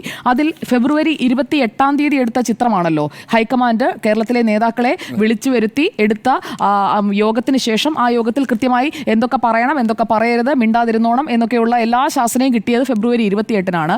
അന്ന് വൈകുന്നേരം എല്ലാവരും ചേർന്ന് മാധ്യമങ്ങളെ കാണുന്നതിനായി നിരന്നു നിൽക്കുമ്പോൾ അതിൽ ശശി തരൂരിനെ കൃത്യമായ സ്ഥലത്ത് പ്ലേസ് ചെയ്യുന്നു. ശശി തരൂർ കൃത്യമായി പ്രധാനപ്പെട്ട നേതാവായി തന്നെ നിൽക്കുന്ന രീതിയിലുള്ളൊരു ചിത്രമാണ് മുന്നിൽ നിന്ന് നമ്മൾ കണ്ടത്. ഇതിപ്പോൾ പിന്നിൽ നിന്നുള്ള ബ്ലാക്ക് ആൻഡ് വൈറ്റ് ചിത്രമാണ്. ആ ചിത്രം ഇന്ന് രാഹുൽ ഗാന്ധി പങ്കുവച്ച സമയം കൂടി നമ്മൾ നോക്കണം. They stand as one united by the light of purpose ahead എന്ന് പറഞ്ഞ് രാഹുൽ ഗാന്ധി അത് ഇടുന്നത് ഈ ശശി തരൂർ എക്സ്പോസ്റ്റ് ഇട്ട് 1 മണിക്കൂറിന് ശേഷമാണ്. അതാണ് ഈ ടൈമിംഗ് എന്ന് പറയുന്നത്. അപ്പോൾ ടൈമിംഗ് കൃത്യമായി ശശി തരൂരിനറിയാം, രാഹുൽ ഗാന്ധിക്കും നന്നായി അറിയാം, അല്ലെങ്കിൽ രാഹുൽ ഗാന്ധിയുടെ ഈ പ്രൊഫൈൽ ഹാൻഡിൽ ചെയ്യുന്ന ആളുകൾക്കും അറിയാം എന്നുള്ളതാണ്. എന്തായാലും ശശി തരൂരിനെ സംബന്ധിച്ചിടത്തോളം ഈ തിരുത്തലാണ് എന്ന് പറയുമ്പോൾ doctor Arun party class attend ചെയ്തതിൻ്റെ നല്ല മാറ്റമുണ്ട് ശശി തരൂരിന് എന്ന് നമുക്ക് മനസ്സിലാക്കാം. ഹൈക്കമാൻഡിൻ്റെ ആ ക്ലാസ് ശശി തരൂരിന് വേണ്ടിയുള്ളതായിരുന്നു. ആ പാർട്ടി ക്ലാസ് അറ്റൻഡ് ചെയ്തതിൻ്റെ മാറ്റം കുട്ടിക്ക് കണ്ടു തുടങ്ങിയിട്ടുണ്ട് എന്ന് സിനിമയിലൊക്കെ പറയുന്നത് പോലെ എന്തായാലും ആ മാറ്റം നമ്മൾ അതെ മാറ്റം കണ്ടു തുടങ്ങിയിട്ടുണ്ട്. അപ്പോൾ ക്ലാസ് നന്നായി കൊടുത്തിട്ടുണ്ട്. ആ ക്ലാസ് കൊടുത്തത് ചില വാഗ്ദാനങ്ങൾ കൂടി മുന്നോട്ട് വെച്ചായിരിക്കണം എന്ന് നമുക്ക് സ്വാഭാവികമായും വിശ്വസിക്കാം. ഇല്ലെങ്കിൽ സുജയ ഈ തെരഞ്ഞെടുപ്പിനെ നേരിടാൻ കോൺഗ്രസിന് കഴിയില്ല. കാരണം CPM ആദ്യം ഇറക്കുന്ന വീഡിയോയിൽ ശശി തരൂരിൻ്റെ ഈ ലേഖനം ഉണ്ടാവും, ഈ പ്രതികരണങ്ങളുണ്ടാവും. പക്ഷേ ഒരു കാര്യം ഞാൻ ഉറപ്പിച്ച് പറയാം, അതായത് കേരളത്തിൽ ഉള്ള വ്യവസായ സൗഹൃദ നയത്തെക്കുറിച്ച് അല്ലെങ്കിൽ കേരളത്തിൻ്റെ മുന്നോട്ട് പോക്കിനെ പൂർണ്ണമായും തള്ളിക്കളയാനൊന്നും ശശി തരൂർ ഇപ്പോൾ നിലപാട് മാറ്റിയത് കൊണ്ട് കഴിയില്ല. കാരണം ശശി തരൂർ ഇപ്പോൾ ഈ ടൈംസ് ഓഫ് ഇന്ത്യയുടെ പത്ര കട്ടിങ് അത് നേരത്തെ എന്നെ നിലയ്ക്കുന്നതിന് കൊടുത്ത മറുപടിയാണ്. അതും ദിവസങ്ങൾക്ക് ശേഷം ഈ പത്രത്തിൽ അച്ചടിച്ച് ബൈലൈനോടുകൂടിയാണ് വരുന്നത്. ബൈലൈനോടുകൂടി മാർച്ച് 2-ാം തീയതി വരുമ്പോൾ അത് ഒരുപക്ഷെ ഇപ്പോഴായിരിക്കാം അദ്ദേഹം ശ്രദ്ധിച്ചിട്ടുണ്ടാവുക. മറ്റാരും വാർത്തയാക്കാത്ത ഒരു കാര്യം എടുത്ത് ഞായറാഴ്ച പൊതുവെ കൂടുതൽ വായനക്കാരുള്ള ദിവസമാണ്. അപ്പോൾ അത് മാത്രവുമല്ല ടൈമിങ് അവിടെയും പ്രധാനമാണല്ലോ. ഈ ഒരു കാര്യം വരുമ്പോഴേക്കും അത് ഏത് രീതിയിൽ ചർച്ച ചെയ്യപ്പെടുമെന്നുള്ളത് ടൈമിങ് നോക്കിക്കൂടി ഇട്ടതായിരിക്കാം. എന്തായാലും കേരളത്തിൽ നിരവധി ചെറുകിട ഇടത്തരം വ്യവസായങ്ങൾ MSME പൂട്ടിപ്പോയിട്ടുണ്ട്. അപ്പോൾ ആ പൂട്ടിപ്പോയതിൻ്റെ കാരണം കൂടി നമ്മൾ നോക്കണം. ഈ 9 വർഷക്കാലത്തിനിടയിലാണ് പ്രളയവും കോവിഡും ഒക്കെ വന്നത്. തുടങ്ങിയതിന് ശേഷം ഈ രജിസ്ട്രേഷൻ നിർബന്ധമായതുകൊണ്ട് ഇക്കഴിഞ്ഞ വർഷങ്ങളിൽ ഈ പൂട്ടിക്കിടന്ന പലതും റീ-രജിസ്ട്രേഷൻ ചെയ്യുകയും അങ്ങനെയൊക്കെ സംഭവിച്ചിട്ടുണ്ട്. അപ്പോൾ അങ്ങനെയുള്ള കണക്കുകളെല്ലാം പോസിറ്റീവായി നിൽക്കുമ്പോൾ ഈ പൂട്ടിപ്പോയിട്ടുണ്ട് എന്നതും ഒരു വസ്തുതയായി ഒരു ഭാഗത്തുണ്ട്. അത് ശശി തരൂർ ഈ ലേഖനം എഴുതുമ്പോൾ എന്തുകൊണ്ട് കണ്ടില്ല? ഈ ലേഖനം വരുന്ന സമയത്ത് ഈ പബ്ലിക് ഡൊമൈനിൽ നിന്ന് അല്ലെങ്കിൽ ബന്ധപ്പെട്ട കേന്ദ്രങ്ങളിൽ നിന്ന് ഈ വിവരങ്ങൾ ശേഖരിക്കാവുന്നതല്ലേ ഉള്ളൂ. അദ്ദേഹത്തെ പോലെ പഠിക്കുന്ന ഒരാൾക്ക്, നമ്മളെക്കാളൊക്കെ ഹോംവർക്ക് ചെയ്യുന്ന ആളാണ് ശശി തരൂർ എന്നാണ് ഞാൻ കരുതുന്നത്. കാരണം ഇങ്ങനെയുള്ള ലേഖനങ്ങൾ എഴുതുമ്പോൾ പ്രത്യേകിച്ചും ഡോക്ടർ TM തോമസ് ഐസക്കിനെ ആയാലും ശശി തരൂരിനെ ആയാലും ഒക്കെ ഞാൻ ആ രീതിയിലാണ് കാണുന്നത്. അവരൊക്കെ ഇങ്ങനെ ഒരു ആർട്ടിക്കിൾ എഴുതുന്നതിന് മുൻപൊക്കെ വേണ്ട രീതിയിലുള്ള സ്റ്റഡി നടത്തുന്നവരായിട്ടാണ് എൻ്റെ ഒരു ബോധ്യം. അങ്ങനെയാണെങ്കിൽ ഡോക്ടർ ശശി തരൂർ അന്ന് എഴുതിയ ലേഖനം, ആ ലേഖനത്തിൽ ഉറച്ചു നിന്നുകൊണ്ട് ആ ലേഖനത്തിൽ പറഞ്ഞതെല്ലാം എൻ്റെ പൂർണ്ണ ബോധ്യത്തിലുള്ള കാര്യങ്ങളാണെന്ന സൗണ്ട് ബൈറ്റും പിന്നാലെ വന്നിട്ടുണ്ട്. എനിക്കറിയാവുന്ന കാര്യങ്ങളാണ്, എൻ്റെ ധാരണ തെറ്റിക്കഴിഞ്ഞാൽ ഞാൻ പിന്നീട് തിരുത്താം എന്നാണ് പറഞ്ഞത്. അപ്പോൾ അദ്ദേഹത്തിൻ്റെ അന്ന് എഴുതിയ ലേഖനത്തെ അദ്ദേഹം ഡിസോൺ ചെയ്തിട്ടില്ല എന്നതൊരു ഫാക്റ്റാണ്. അല്ലെങ്കിൽ അദ്ദേഹം അന്ന് എഴുതിയ ഈ ചേഞ്ചിങ് കേരള എന്ന ഇന്ത്യൻ എക്സ്പ്രസിലെ ലേഖനത്തെ അദ്ദേഹം തള്ളി പറയണം. അത് പറഞ്ഞാലാണ് പൂർണ്ണമായ തിരുത്തൽ. ഇപ്പോൾ ചെയ്തിരിക്കുന്നത് ടൈംസ് ഓഫ് ഇന്ത്യ എഴുതിയിരിക്കുന്ന ഒരു വാർത്ത, ടൈംസ് ഓഫ് ഇന്ത്യയിൽ വന്ന ഒരു വാർത്ത, അത് ഷെയർ ചെയ്തുകൊണ്ട് ഹൈക്കമാൻഡ് ആവശ്യപ്പെട്ട, പാർട്ടി ക്ലാസ്സിൽ ആവശ്യപ്പെട്ട അച്ചടക്ക നടപടിയാണ്. ആ അച്ചടക്ക നടപടിക്ക് തരൂർ വിധേയനായിരിക്കുന്നു. അതുകൊണ്ടാണ് രാഹുൽ ഗാന്ധി ഒരു കയ്യടി കൊടുക്കുന്നത് പോലെ ഉടനെ തന്നെ പോസ്റ്റ് ഇട്ടിരിക്കുന്നത്. ഇപ്പോൾ എല്ലാവരും ടീം കേരളയായി, എല്ലാവരും സെറ്റായി, ടീം കേരള എന്നുള്ള ഹാഷ്ടാഗിൽ രാഹുൽ ഗാന്ധി അടുത്ത പോസ്റ്റ് വിട്ടിരിക്കുകയാണ്. ഇപ്പൊ എല്ലാ സംഭവം എല്ലാം ക്ലിയർ ആയില്ലേ? ഇന്ത്യൻ എക്സ്പ്രസിൽ കിട്ടിയ കടിക്ക് ടൈംസ് ഓഫ് ഇന്ത്യ കൊണ്ട് മരുന്നു. അതെ, അപ്പോൾ എന്തായാലും സ്വന്തം ലേഖനം ഇനിയിപ്പോൾ എഴുതി പ്രസിദ്ധീകരിക്കാൻ പറ്റില്ല. കാരണം പ്രതികരണങ്ങൾ പാടില്ല എന്ന് പറഞ്ഞിട്ടുണ്ട്. അതുകൊണ്ട് സ്വന്തമായിട്ടൊന്നും എഴുതാനും പറ്റില്ല, അവസാനിപ്പിക്കുകയും വേണം. മാത്രം എഴുതിയാലും ഈ പ്രശ്നം കണക്കവിടെ ഉണ്ട്. ഇപ്പോഴും ഗ്ലോബൽ സ്റ്റാർട്ടപ്പ് എക്കോസിസ്റ്റം റിപ്പോർട്ടിലെ കണക്കവിടെ നിൽക്കില്ലേ? അതെ, അതാ ഞാൻ പറഞ്ഞത്. ശശി തരൂർ തിരുത്തുകയാണെങ്കിൽ, കോൺഗ്രസിന് ധൈര്യം ഉണ്ടെങ്കിൽ, ഹൈക്കമാൻഡിന് ധൈര്യം ഉണ്ടെങ്കിൽ, ശശി തരൂർ ഇന്ത്യൻ എക്സ്പ്രസിൽ എഴുതി ചേഞ്ചിങ് കേരള അതിലെ കണക്ക് തെറ്റാണ് എന്ന് ശശി തരൂരിനെ കുറിച്ച് ഒരു ലേഖനം എഴുതിക്കണം. അതെ, ഇഴയുന്ന കൊമ്പനിൽ നിന്ന് ഇണങ്ങുന്ന കടുവ എന്നുള്ള ടൈറ്റിൽ മാറ്റിയിട്ട് ഇപ്പോഴും അത് ഇഴയുന്ന കൊമ്പനാണെന്ന് ശശി തരൂർ, ഇഴയുന്ന കൊമ്പന്റെ കൊമ്പ് ഒടിഞ്ഞു പോയി എന്നുള്ള ഒരു ലേഖനം എഴുതണം. അങ്ങനെ അതിലേക്ക് ശശി തരൂരിനെ എത്തിക്കാൻ ഹൈക്കമാൻഡിന് കഴിഞ്ഞിട്ടില്ല. അപ്പോൾ ശശി തരൂർ ശരിക്കും ഒരു നല്ല പുഴമീനെ പോലെയാണ്. ഒരു വരാലിന്റെ ഒരു മെയ്വഴക്കം ഇവിടെ ശശി തരൂരിനെ ഞാൻ കൃത്യമായി കാണുന്നുണ്ട്. എന്തായാലും ശശി തരൂർ തനിക്ക് വേണ്ടി കളിക്കുകയാണ് ഡോക്ടർ അരുൺ. അത് നമ്മൾ ക്ലിയറായി മനസ്സിലാക്കണം. ശശി തരൂരിന് ലോക്സഭാ പ്രതിപക്ഷ ഉപനേതാവ് അല്ലെങ്കിൽ പ്രധാനപ്പെട്ട ഒരു പദവി ഉറപ്പാണ് എന്ന് തരൂർ മനസ്സിലാക്കുന്നു. പാർട്ടിക്കുള്ളിൽ തന്നെ പരിഗണിക്കുന്നുണ്ട്. അതിന്റെ കൃത്യമായ ഒരു ഉദാഹരണമാണല്ലോ ഈ ചിത്രം എടുക്കുമ്പോൾ പ്രധാനപ്പെട്ട ഈ തലപ്പൊക്കമുള്ള നേതാക്കൾക്കൊപ്പം തലപ്പൊക്കത്തോടെ എഴുന്നള്ളിച്ച് നിർത്തുകയാണ് ശശി തരൂരിനെ. എന്നിട്ടാണ് ആ ചിത്രം എടുക്കുന്നതടക്കം. ഈ CM റേസിൽ നിന്ന്, മുഖ്യമന്ത്രിയാകാനുള്ള ആ റേസിൽ നിന്ന് VD സതീശനും K സുധാകരനുമേ ഇല്ലാന്ന് പറഞ്ഞിട്ടുള്ളൂ. ശശി തരൂർ ഇല്ലാന്ന് ഇതുവരെ പറഞ്ഞിട്ടില്ല. അല്ലെങ്കിൽ ശശി തരൂർ ഉണ്ടാകില്ല എന്ന് ആരും പറയുന്നില്ല. ശശി തരൂരിന് വേണ്ടി എത്ര ഹാൻഡിൽസ് ആണെന്നറിയോ? ഈ മുഖ്യമന്ത്രി സ്ഥാനത്തേക്ക് ശശി തരൂർ വരും എന്ന രീതിയിൽ എക്സിലുമുണ്ട് ഹാൻഡിൽസ്, ഫേസ്ബുക്കിലുമുണ്ട് ഹാൻഡിൽസ്. അതുപോലെ തന്നെ ആ രീതിയിലുള്ള പ്രവർത്തനമൊന്നും അദ്ദേഹം അവസാനിപ്പിക്കില്ല. വളരെ നല്ല ഓപ്പർച്യൂണിസ്റ്റായി, നല്ല ഒരു രാഷ്ട്രീയക്കാരനായി ശശി തരൂർ പരുവപ്പെടുന്നത് നമുക്കിതിൽ കാണാം. ആ ഫ്ലെക്സിബിലിറ്റിയെക്കുറിച്ച് ഞാൻ മോശം അർത്ഥത്തിലല്ല കേട്ടോ മീനായി ഉപയോഗിച്ചത്. കാരണം മീനിനാണ് ഏറ്റവും കൂടുതൽ വളഞ്ഞൊക്കെ പോകാൻ കഴിയുന്നത്. നല്ലൊരു പുഴ മത്സ്യത്തിൻ്റെ ആ ഒരു മെയ്വഴക്കം ഇവിടെ ശശി തരൂർ കാണിക്കുന്നുണ്ട്. ഇവിടെ K സുധാകരൻ്റെ പിന്തുണ, ഈ തർക്കത്തിന് ചിന്തിക്കേണ്ട മറ്റു ചില കാര്യങ്ങളുണ്ട്. K സുധാകരൻ്റെ പിന്തുണ ശശി തരൂർ ഉറപ്പിച്ചിരിക്കുകയാണ്. അതായത് K സുധാകരൻ എന്തായാലും മുഖ്യമന്ത്രിയാകാനുള്ള മത്സരത്തിനില്ല. VD സതീശൻ ഉണ്ടാകില്ല എന്ന് സതീശനെ കൊണ്ട് തന്നെ പറയിപ്പിച്ചു. അതും ഈ ഹൈക്കമാൻഡിൻ്റെ പാർട്ടി ക്ലാസ്സിന് ശേഷമാണ് ആ ബൈറ്റ് വന്നിരിക്കുന്നത്. അപ്പോൾ പാർട്ടി ക്ലാസ്സിന് ശേഷം സംഭവിച്ച രണ്ട് കാര്യങ്ങൾ, VD ഡി സതീശൻ ഞാനും സുധാകരനും ഒന്നും ഈ മത്സരത്തിനില്ല, ഞങ്ങൾ ആരുമില്ല എന്ന് പറഞ്ഞു വെക്കുന്നു. പക്ഷേ തരൂർ അങ്ങനെയുള്ള ഒരു സ്റ്റാൻഡ് അവിടെ എടുക്കുന്നില്ല. കെ മുരളീധരൻ ആദ്യം മുതൽ തന്നെ പരോക്ഷ പിന്തുണ തരൂരിന് കൊടുത്തുകൊണ്ടേയിരിക്കുകയാണ്, പ്രോത്സാഹിപ്പിക്കുന്നുണ്ട്, നല്ലപോലെ പ്രോത്സാഹിപ്പിക്കുന്നുണ്ട്. നമ്മൾ ശ്രദ്ധിച്ചാൽ മനസ്സിലാവും. സുജയ, ഗോഡ് ഫാദർ എന്ന സിനിമ കണ്ടിട്ടില്ല? ഗോഡ് ഫാദർ എന്ന സിനിമയിൽ ഈ ഇന്നസെന്റ് ഇദ്ദേഹത്തിന്റെ മുമ്പിൽ, മറ്റേ ഗോഡ് ഫാദറിന്റെ മുന്നിൽ എൻ പിള്ളയുടെ മുന്നിൽ എത്തുന്ന സമയത്ത് എന്നെ അടിക്കട എന്ന് പറയുന്നുണ്ടല്ലോ. അപ്പോൾ അടിക്കട എന്ന് പറയുമ്പോൾ ഇന്നസെന്റ് ഒരു അടി കൊടുക്കുന്നുണ്ട്. ഇന്ത്യൻ എക്സ്പ്രസ്സിൽ എഴുതിയ ഒരു ലേഖനത്തിന് മര്യാദയ്ക്ക് പോയി തിരുത്തിക്കോണം എന്ന് പറഞ്ഞു.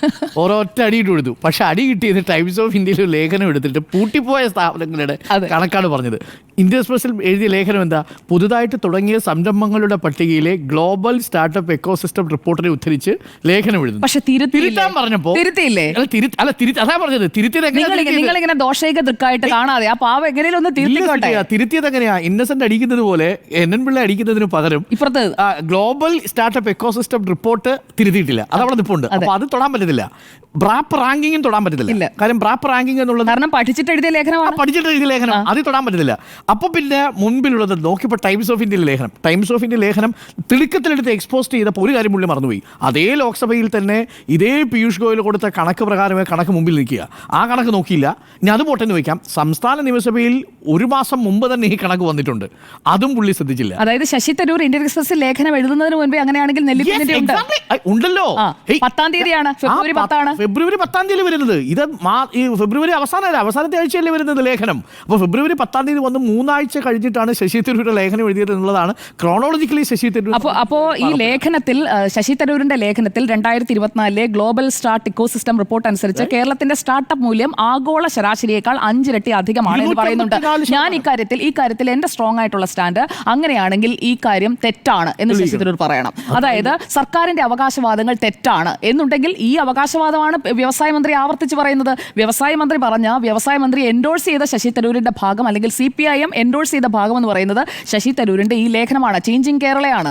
അതിനെ തള്ളി പറയണം. അതിനെ തള്ളി പറഞ്ഞാലല്ലേ ഹൈക്കമാൻഡ് പറഞ്ഞ തിരുത്തലാവുകയുള്ളൂ. ഇതിപ്പോൾ പേരിനൊരു തിരുത്തി അവരെ അങ്ങ് പറ്റിക്കുകയാണ് ചെയ്തത്. രാഹുൽ ഗാന്ധി പാവം അത് വിശ്വസിച്ചുകൊണ്ട് ഉടൻ തന്നെ ദ ടീം കേരള എന്ന് പറഞ്ഞുകൊണ്ട് ഒരു ബ്ലാക്ക് ആൻഡ് വൈറ്റ് പടവും പോസ്റ്റ് ചെയ്ത് കഴിഞ്ഞു. ഇതൊരു ടാക്ടിക്കൽ പ്ലേ ആണ് ശശി തരൂർ കാണിക്കുന്നത്. അത് ഹൈക്കമാൻഡ് CCTV വെച്ചിട്ടുണ്ടെന്നാണല്ലോ പറഞ്ഞത്. അപ്പോൾ ആ CCTV ഇത് പെടുമായിരിക്കും. ഇത് ശ്രദ്ധിക്കേണ്ട കാര്യം തന്നെയാണ്. ഇവിടെ ശശി തരൂർ ചെയ്ത കുറേ കാര്യങ്ങളുണ്ട്. അതായത് നമ്മൾ ശ്രദ്ധിക്കേണ്ടത്, ഈ പോഡ്കാസ്റ്റ് ആദ്യം ചർച്ചയാക്കി. ലിസ് മാത്യുവിന് കൊടുത്ത പോഡ്കാസ്റ്റ് ചർച്ചയാക്കി. ലിസ് മാത്യുവുമായി ഇന്റർവ്യൂ കൊടുക്കുമ്പോൾ തന്നെ ശശി തരൂരിന് അറിയാം ഇതിനകത്ത് ചില കാര്യങ്ങൾ ബെയ്റ്റ് ഇടുക എന്ന് പറയുമല്ലോ.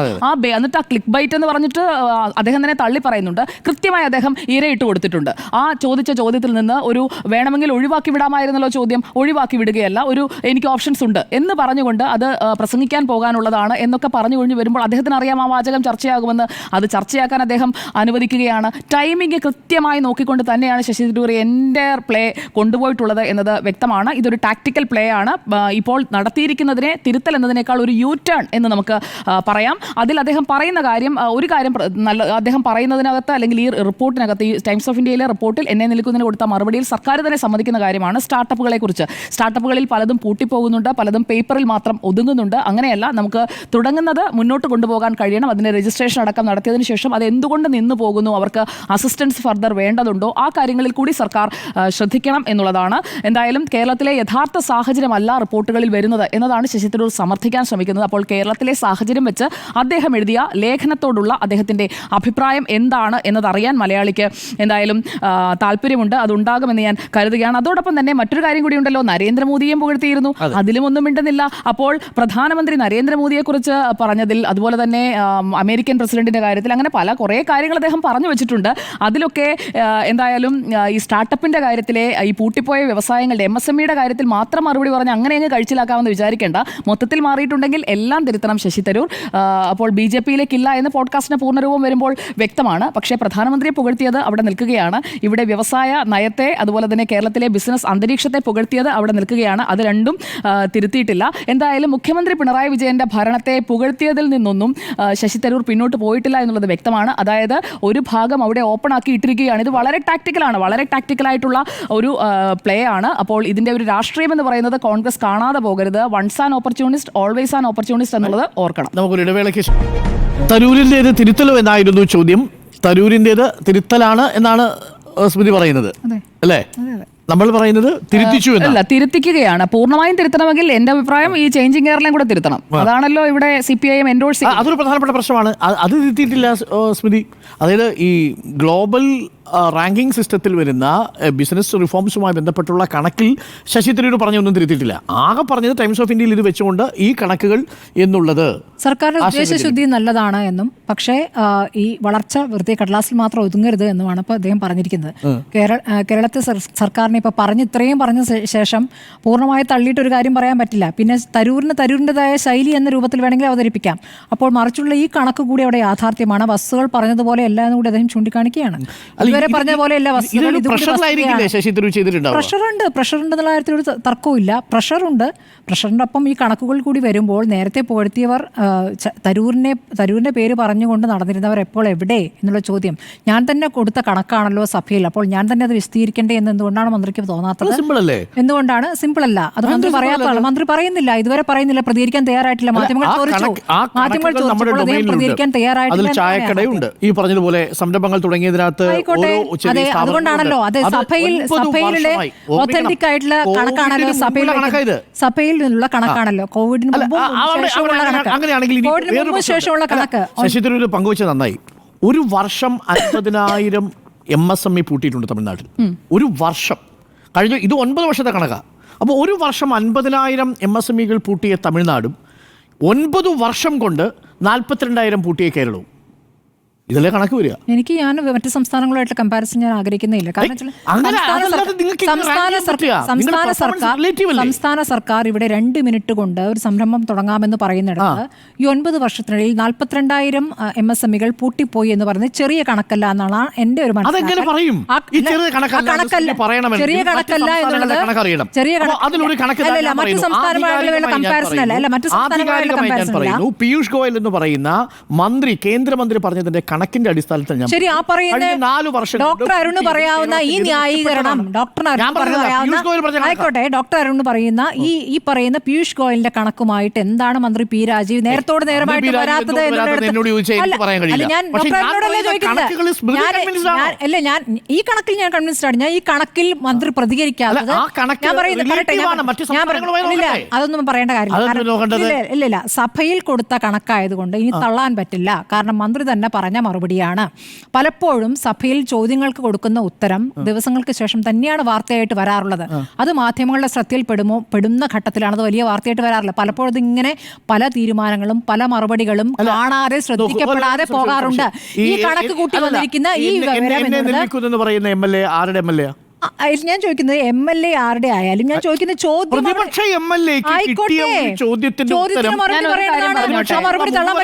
അടിച്ചു കിട്ടിയ ഉത്തരം, പ്രതിപക്ഷ നേതാവിന് കിട്ടിയ ഉത്തരം കയ്യിലിരിക്കുമ്പോഴാണ് നമ്മൾ പറയുന്നത് ഇത് ഒരു മാസത്തിന് ശേഷമേ നമ്മൾ അറിയത്തുള്ളൂ എന്ന് പറഞ്ഞാൽ എന്താ മനസ്സിലാവുന്നത്?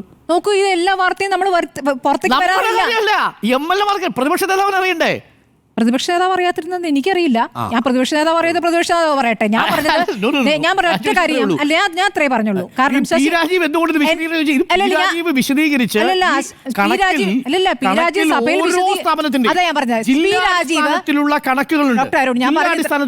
അതല്ലേ ഞാൻ നേരത്തെ വായിച്ചത്. ഇനി പിന്നെയും പറയണ്ട. ഞാൻ പറഞ്ഞത് സഭയിൽ മന്ത്രി പറഞ്ഞ കാര്യം തന്നെ ആയതുകൊണ്ട് മന്ത്രിക്ക് ഇനി തള്ളാൻ പറ്റില്ല. മന്ത്രിക്ക് അതിന് വിശദീകരിക്കേണ്ടി വരും. ഡോക്ടർ അരുൺ പറഞ്ഞ കാര്യങ്ങൾ അദ്ദേഹത്തിന് ശ്രദ്ധയിൽപ്പെട്ടെങ്കിൽ അദ്ദേഹം നാളെ അതുകൂടി ചേർത്ത്. അല്ല, ഈ കേന്ദ്ര സർക്കാർ ഈ ഉദ്യം പോർട്ടൽ തുടങ്ങുന്നത് 2020-ലാണ്. അതിന് മുൻപുള്ള കണക്ക് കൂടി ചേർത്താണ് ഇപ്പോൾ നിൽക്കുന്നതിന് കൊടുത്ത മറുപടി അടക്കം. അതെ, കാരണം ഉദ്യം തുടങ്ങിയതിനു ശേഷമേ അവർക്ക് അറിയുള്ളൂ. ഇപ്പോൾ ഈ ആകെ പൂട്ടിപ്പോയിരിക്കുന്നത് പറയുന്നത് 0.1% മാത്രമാണ് രാജ്യവ്യാപകം.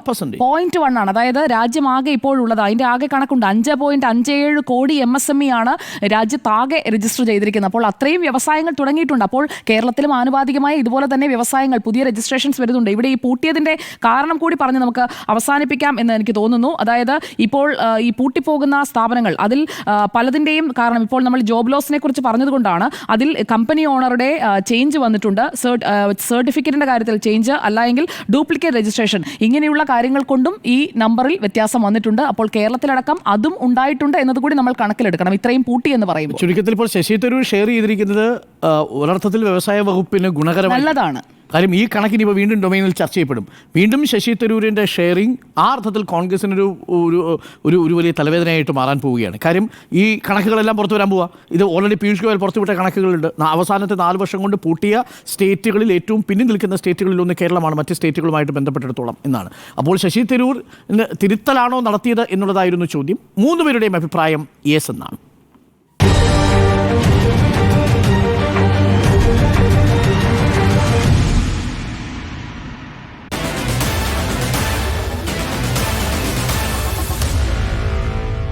Meet the editors.